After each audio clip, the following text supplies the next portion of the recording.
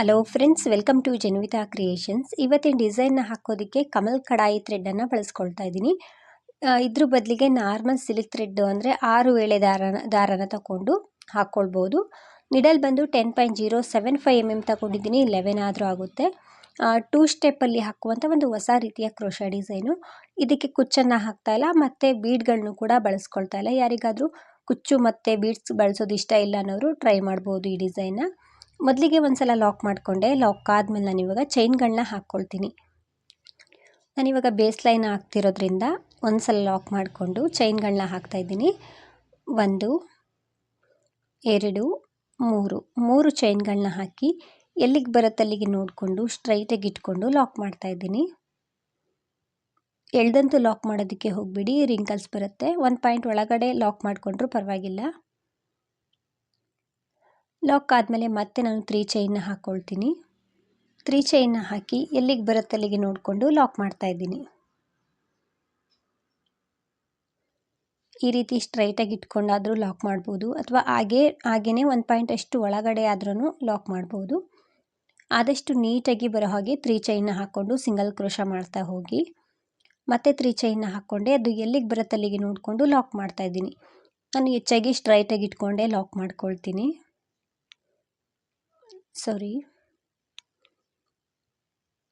ಈ ರೀತಿ ಲಾಕ್ ಮಾಡಬೇಕು. ಮತ್ತು 3 ಚೈನ್ನ ಹಾಕ್ಕೊಳ್ತಾ ಇದ್ದೀನಿ.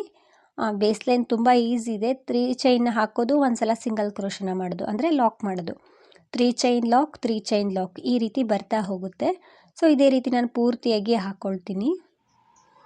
ನಾನಿಲ್ಲಿ ಕೊನೆಯ ತನಕ ಹಾಕ್ಕೊಂಡು ಬಂದಿದ್ದೀನಿ. ಅಂದರೆ 3 ಚೈನ್ನ ಹಾಕೋದು, ಲಾಕ್ ಮಾಡೋದು, ಇದೇ ಥರ ಕೊನೆಯವರೆಗೂ ಹಾಕ್ಕೊಳ್ಬೇಕು. ಕೊನೆಯಲ್ಲೂ ಕೂಡ ಲಾಕ್ ಆದ ತಕ್ಷಣ ಒಂದು 2-3 ಚೈನ್ಗಳನ್ನ ಹಾಕಿ ಥ್ರೆಡ್ಡನ್ನು ಕಟ್ ಮಾಡ್ತಾ ಇದ್ದೀನಿ. ಥ್ರೆಡ್ಡನ್ನು ಕಟ್ ಮಾಡಿ ನಿಡಲ್ನ ನಮ್ಮ ಸೈಡ್ ಎಳೆದಾಗ ಅದು ಟೈಟಾಗಿ ಕೂರುತ್ತೆ. ಸೊ ಬೇಸ್ ಲೈನ್ ಇಷ್ಟೇ. ಇವಾಗ ಸೆಕೆಂಡ್ ಸ್ಟೆಪ್ಪು. ಸ್ಟಾರ್ಟಿಂಗ್ ನಾನು ಬಟ್ಟೆ ಮೇಲೆ ಡೈರೆಕ್ಟಾಗಿ ಲಾಕ್ ಮಾಡ್ತಾ ಇದ್ದೀನಿ. ಬಟ್ಟೆ ಮೇಲೆ ಒಂದು ಸಲ ಲಾಕ್ ಮಾಡಿಕೊಂಡು ಪಕ್ಕದಲ್ಲಿ 3 ಚೈನ್ ಇದೆಯಲ್ವಾ, ಆ ಗ್ಯಾಪಲ್ಲಿ ಒಂದು ಸಲ ಲಾಕ್ ಮಾಡ್ತಾ ಇದ್ದೀನಿ. ಸ್ಟಾರ್ಟಿಂಗ್ ಆಗಿರೋದ್ರಿಂದ ಸ್ವಲ್ಪ ಸೆಕ್ಯೂರ್ ಆಗಿರುತ್ತೆ ಅಂತ 2 ಸಲ ಈ ರೀತಿ ಲಾಕ್ ಮಾಡ್ಕೊಂಡಿದ್ದೀನಿ. ಲಾಕ್ ಆದಮೇಲೆ 2 ಚೈನ್ಗಳನ್ನ ಹಾಕಬೇಕು. 2 ಚೈನ್ಗಳನ್ನ ಹಾಕಿ ಸೂಜಿ ಮೇಲೆ ಒಂದು ಸಲ ಥ್ರೆಡ್ಡನ್ನು ಸುತ್ತಕೊಳ್ಬೇಕು.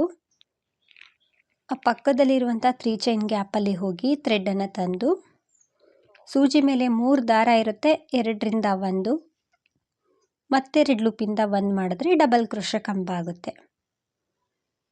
ಸೊ ಲಾಕ್ ಆದಮೇಲೆ 2 ಚೈನ್ನ ಹಾಕಿ ಒಂದು ಡಬಲ್ ಕ್ರೋಶಾ ಕಂಬನ ಮಾಡಿಕೊಂಡೆ. ಮತ್ತು ಸೂಜಿ ಮೇಲೆ ಥ್ರೆಡ್ಡನ್ನು ಸುತ್ತಕೊಂಡು ಆ 3 ಚೈನ್ ಗ್ಯಾಪಲ್ಲಿ ಹೋಗಿ ಥ್ರೆಡ್ಡನ್ನು ತರಬೇಕು. ಇಲ್ಲೂ ಕೂಡ 3 ಲೂಪ್ಗಳಿರುತ್ತೆ.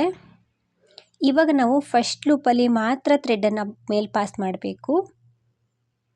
ನಂತರ 2 ಲೂಪಲ್ಲಿ ಥ್ರೆಡ್ಡನ್ನು ಮೇಲ್ ಪಾಸ್ ಮಾಡಬೇಕು. ನಂತರ ಮತ್ತೆ 2 ಲೂಪಲ್ಲಿ ಥ್ರೆಡ್ಡನ್ನು ಮೇಲ್ ಪಾಸ್ ಮಾಡಬೇಕು. ಸ್ಟಾರ್ಟಿಂಗ್ ಮಾತ್ರ ಫಸ್ಟ್ 1 ಲೂಪಲ್ಲಿ ಥ್ರೆಡ್ಡನ್ನು ಪಾಸ್ ಮಾಡಿ, ನಂತರ 2 ಲೂಪಲ್ಲಿ ಥ್ರೆಡ್ಡನ್ನು ಮೇಲ್ ಪಾಸ್ ಮಾಡಬೇಕು. ಮತ್ತು ಇವಾಗ ಸೂಜಿ ಮೇಲೆ 2 ಸಲ ಥ್ರೆಡ್ಡನ್ನು ಸುತ್ತಕೊಂಡೆ. ಆ 3 ಚೈನ್ ಗ್ಯಾಪಲ್ಲಿ ಹೋಗಿ ಥ್ರೆಡ್ಡನ್ನು ತಂದು ಫಸ್ಟ್ 2 ಲೂಪಲ್ಲಿ ನಾನು ಥ್ರೆಡ್ಡನ್ನು ಮೇಲ್ ಪಾಸ್ ಮಾಡ್ತೀನಿ. ಸೂಜಿ ಮೇಲೆ 4 ಲೂಪ್ ಇರುತ್ತೆ, 2ರಿಂದ 1 ಮಾಡಬೇಕು. ಇವಾಗ ಮತ್ತೆ 2 ಲೂಪಿಂದ 1, ಮತ್ತೆ 2 ಲೂಪಿಂದ 1. ಸೊ 3 ಬಾರಿ 2 ಲೂಪಲ್ಲಿ ಥ್ರೆಡ್ಡನ್ನು ಮೇಲ್ ಪಾಸ್ ಮಾಡಿಕೊಂಡೆ. ಇವಾಗ ಮತ್ತೆ ಸೂಜಿ ಮೇಲೆ 2 ಸಲ ಥ್ರೆಡ್ಡನ್ನು ಸುತ್ತಕೊಳ್ತೀನಿ. ಆ ಸೇಮ್ ಪ್ಲೇಸಲ್ಲೇ ಹೋಗಿ ಥ್ರೆಡ್ಡನ್ನು ತರ್ತೀನಿ. ಸೂಜಿ ಮೇಲೆ 4 ಲೂಪ್ ಇರುತ್ತೆ.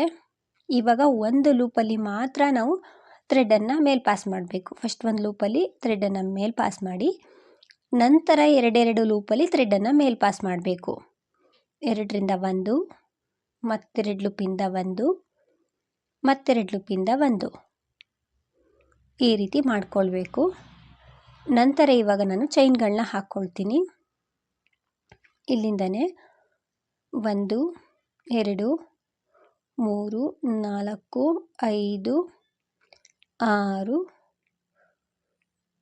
6 ಚೈನ್ಗಳನ್ನ ಹಾಕಿದ್ದೀನಿ. ಇನ್ನೂ ಒಂದು ಚೈನ್ನ ಹಾಕ್ಕೊಳ್ತಿದ್ದೀನಿ. 7 ಚೈನ್ಗಳನ್ನ ಹಾಕಬೇಕು. 7 ಚೈನನ್ನು ಹಾಕ್ಕೊಂಡಿದ್ದೀನಿ ಕೊನೆ ಕಂಬ ಆದಮೇಲೆ. ಇವಾಗ 6ನೇ ಚೈನ್ಗೆ, ಅಂದರೆ ಮೇಲಿಂದ 2ನೇ ಚೈನ್ಗೆ ಒಂದು ಸಲ ಲಾಕ್ ಮಾಡ್ತಾ ಇದ್ದೀನಿ. ಅಥವಾ ಸ್ಲಿಪ್ ಸ್ಟಿಚ್ ಆದರೂ ಹಾಕ್ಕೊಳ್ಬೋದು, ಅಥವಾ ಸಿಂಗಲ್ ಕ್ರೋಶಾ ರೀತಿನಾದರೂ ಮಾಡ್ಕೊಳ್ಬೋದು. ನಂತರ ಆ ಚೈನ್ಗಳ ಕೆಳಗಡೆ ಹೋಗಿ ಥ್ರೆಡ್ಡನ್ನು ತಂದೆ. ಇವಾಗ ಸೂಜಿ ಮೇಲೆ 2 ದಾರ ಇರುತ್ತೆ. ಫಸ್ಟ್ ಒಂದು ದಾರದಲ್ಲಿ ಥ್ರೆಡನ್ನು ಮೇಲೆ ಪಾಸ್ ಮಾಡಬೇಕು. ಆ ದಾರ ನಿಡಲ್ ಮೇಲೆ ಇರಲಿ. ಮತ್ತೆ ಆ ದಾರ ಕೆಳಗಡೆ ಹೋಗಿ ಥ್ರೆಡನ್ನು ತಂದೆ ನಿಡಲ್ ಮುಂದೆ ಇರುವಂಥ ಥ್ರೆಡ್ಡಲ್ಲಿ ಥ್ರೆಡನ್ನು ಪಾಸ್ ಮಾಡ್ಕೊಳ್ಬೇಕು. ನಿಡಲ್ ಮೇಲೆ ಆ ಲೂಪ್ ಉಳ್ಕೊಳ್ಳುತ್ತೆ.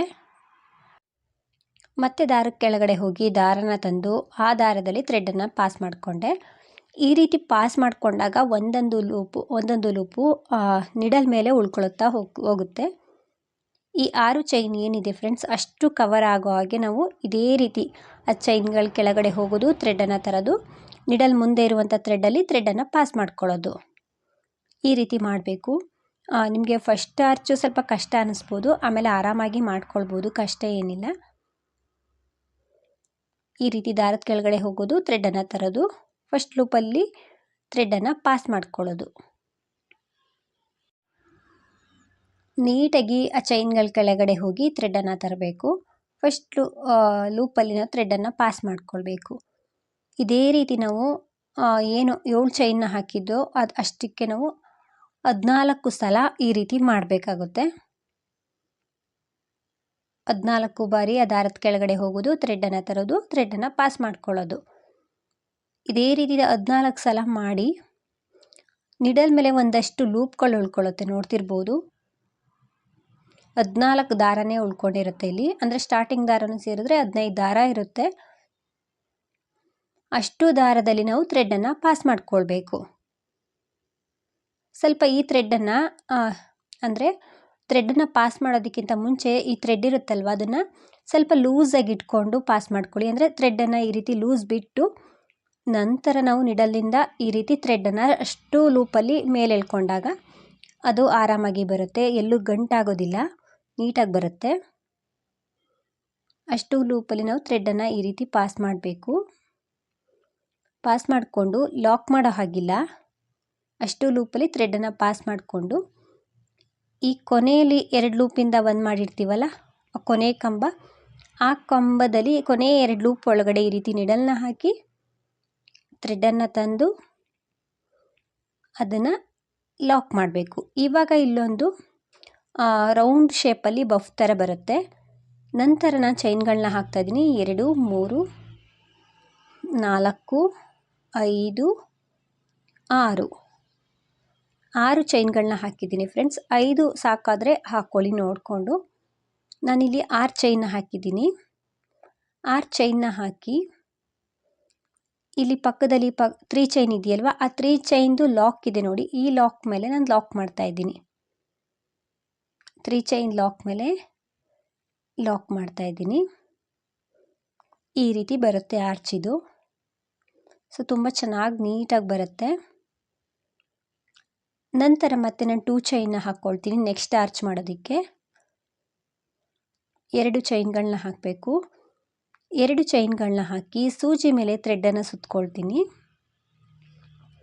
ಪಕ್ಕದಲ್ಲಿರುವಂಥ 3 ಚೈನ್ ಅಂದರೆ ಅದರ ಪಕ್ಕದಲ್ಲೇ ಇರುವಂಥ 3 ಚೈನ್ ಗ್ಯಾಪಲ್ಲಿ ಹೋಗಿ ಥ್ರೆಡ್ನ ತಂದು ಡಬಲ್ ಕ್ರೋಶೆ ಕಂಬನ ಮಾಡಿಕೊಂಡೆ. ಮತ್ತೆ ಸೂಜಿ ಮೇಲೆ ಥ್ರೆಡನ್ನು ಸುತ್ತಕೊಂಡು ಸೇಮ್ ಪ್ಲೇಸಲ್ಲೇ ಹೋಗಿ ಥ್ರೆಡನ್ನು ತಂದು ಸೂಜಿ ಮೇಲೆ 3 ಲೂಪ್ ಇರುತ್ತೆ. ಸೊ ಡಬಲ್ ಕ್ರೋಶೆ ರೀತಿಯೇ ಇರುತ್ತೆ, ಆದರೆ ಫಸ್ಟ್ ಲೂಪಲ್ಲಿ ಮಾತ್ರ ನಾವು ಥ್ರೆಡನ್ನು ಪಾಸ್ ಮಾಡಬೇಕು. ನಂತರ 2 ಲೂಪಲ್ಲಿ ಥ್ರೆಡನ್ನು ಮೇಲೆ ಪಾಸ್ ಮಾಡಬೇಕು. ಅಂದರೆ ನಾವಿಲ್ಲಿ ಡಬಲ್ ಕ್ರೋಶೆ ಮಾಡ್ತಾಯಿಲ್ಲ, 3 ಬಾರಿ ಥ್ರೆಡನ್ನು ಪಾಸ್ ಮಾಡ್ತಾಯಿದ್ದೀವಿ. ಆದರೆ ಫಸ್ಟ್ 1 ಲೂಪಲ್ಲಿ ಥ್ರೆಡನ್ನು ಪಾಸ್ ಮಾಡಿಕೊಂಡು ನಂತರ 2 ಲೂಪಲ್ಲಿ ಥ್ರೆಡನ್ನು ಮೇಲೆ ಪಾಸ್ ಮಾಡ್ಕೊಂಡಿದ್ದೀವಿ. ಇವಾಗ ಸೂಜಿ ಮೇಲೆ 2 ಸಲ ಥ್ರೆಡನ್ನು ಸುತ್ತಕೊಂಡು ಸೇಮ್ ಪ್ಲೇಸಲ್ಲೇ ಹೋಗಿ ಥ್ರೆಡನ್ನು ತಂದು ತ್ರಿಬಲ್ ಕ್ರೋಶೆ ಕಂಬನ ಮಾಡ್ತಾಯಿದ್ದೀನಿ. 2ರಿಂದ 1, 2ರಿಂದ 1, 2ರಿಂದ 1. ಇವಾಗ ಮತ್ತೆ ಸೂಜಿ ಮೇಲೆ 2 ಸಲ ಥ್ರೆಡನ್ನು ಸುತ್ತಕೊಳ್ತೀನಿ. ಆ ಸೇಮ್ ಪ್ಲೇಸಲ್ಲೇ ಹೋಗಿ ಥ್ರೆಡನ್ನು ತಂದು ಇವಾಗ 1 ಲೂಪಲ್ಲಿ ನಾವು ಥ್ರೆಡನ್ನು ಪಾಸ್ ಮಾಡಬೇಕು. ಅಂದರೆ ಡಬಲ್ ಕ್ರೋಶದಲ್ಲಿ ಹೇಗೆ ಮಾಡೋದು ಅದೇ ರೀತಿ. ನಂತರ 2ರಿಂದ 1, 2ರಿಂದ 1, ಮತ್ತೆ 2 ಲೂಪಿಂದ 1 ಈ ರೀತಿ ಮಾಡಬೇಕು. ನಂತರ ಚೈನ್ಗಳನ್ನ ಹಾಕಬೇಕು. ಸೊ ಆರ್ಚ್ ಮಾಡ್ತೀವಲ್ಲ ಪೆಟಲ್ಸ್ನ ಅಬಫ್ ಥರ, ನಮಗೆ ಇಲ್ಲಿ 4 ಕಂಬಗಳು ಬಂದಿರುತ್ತೆ. ಅಂದರೆ 2 ಚೈನ್ನ ಹಾಕಿದ್ರೆ 5 ಕಂಬ ಇರುತ್ತೆ. ನಂತರ ನಾನಿಲ್ಲಿ ಚೈನ್ಗಳನ್ನ ಹಾಕ್ತಾಯಿದ್ದೀನಿ. ಅಂದರೆ 7 ಚೈನ್ಗಳನ್ನ ಹಾಕ್ತಾಯಿದ್ದೀನಿ, 7 ಚೈನ್ನ ಹಾಕ್ತಾಯಿದ್ದೀನಿ. 7 ಚೈನನ್ನು ಹಾಕಿ ಸ್ಟಾರ್ಟಿಂಗ್ ರೀತಿಯೇ ನಾಟ್ ಮಾಡ್ಕೊಳ್ತಾ ಇಲ್ಲ. ಸೊ ಬೇಕು ಅಂದರೆ ಬಿಗಿನರ್ಸ್ ಆಗಿದ್ದರೆ ನಾಟ್ ಮಾಡ್ಕೊಳ್ಳಿ, ಆವಾಗ ಬಿಚ್ಚೋಗೋದಿಲ್ಲ. 7 ಚೈನ್ ಹಾಕಿದ ತಕ್ಷಣವೇ ನಾನು ಆ ಚೈನ್ಗಳ ಕೆಳಗಡೆ ಹೋಗಿ ಥ್ರೆಡನ್ನು ತರ್ತಿದ್ದೀನಿ. ನಾಟ್ ಬೇಕು ನಮಗೆ ಸ್ಟಾರ್ಟಿಂಗ್ಗೆ ಗ್ರಿಪ್ ಸಿಗೋಲ್ಲ ಅಂದರೆ ನಾನು ಫಸ್ಟ್ ಆರ್ಚಲ್ಲಿ ನಾಟ್ ಮಾಡಿಕೊಂಡೆ ನೋಡಿ, 6ನೇ ಚೈನಿಗೆ ಒಂದು ಸಲ ಲಾಕ್ ಮಾಡ್ಕೊಂಡಲ್ವ, ಆ ರೀತಿ ಮಾಡ್ಕೊಳ್ಬೋದು. ಅಥವಾ ನಾನಿವಾಗ ಸೆಕೆಂಡ್ ಆರ್ಚ್ ಮಾಡ್ತಾ ಇದ್ದೀನಲ್ಲ, ಹಾಗೆಯೇ ಥ್ರೆಡ್ ಕೆಳಗಡೆ ಹೋಗಿ ಥ್ರೆಡನ್ನು ತಂದು ಒಂದು ಲೂಪಲ್ಲಿ ಥ್ರೆಡನ್ನು ಪಾಸ್ ಮಾಡಬೇಕು. ಮತ್ತು ಥ್ರೆಡ್ ಕೆಳಗಡೆ ಹೋಗಿ ಥ್ರೆಡನ್ನು ತಂದು ಒಂದು ಲೂಪಲ್ಲಿ ಥ್ರೆಡನ್ನು ಪಾಸ್ ಮಾಡಬೇಕು. ಇದೇ ರೀತಿ ನಾವು 14 ಬಾರಿ ಮಾಡ್ಕೊಳ್ಬೇಕಾಗುತ್ತೆ. ಸೊ 1-2 ಆರ್ಚ್ ಈ ರೀತಿ ಮಾಡೋವರಿಗಷ್ಟೇ, ಆಮೇಲೆ ಅದೇ ತಾನಾಗೆ ಕೈ ಆಡುತ್ತೆ, ಅಭ್ಯಾಸ ಆಗುತ್ತೆ. ದಾರದ ಕೆಳಗಡೆ ಹೋಗೋದು, ಸೂಜಿ ಮೇಲೆ ಇರುವಂತಹ ಫಸ್ಟ್ ಲೂಪಲ್ಲಿ ನಾವು ಥ್ರೆಡನ್ನು ಪಾಸ್ ಮಾಡ್ಕೊಳ್ಳೋದು.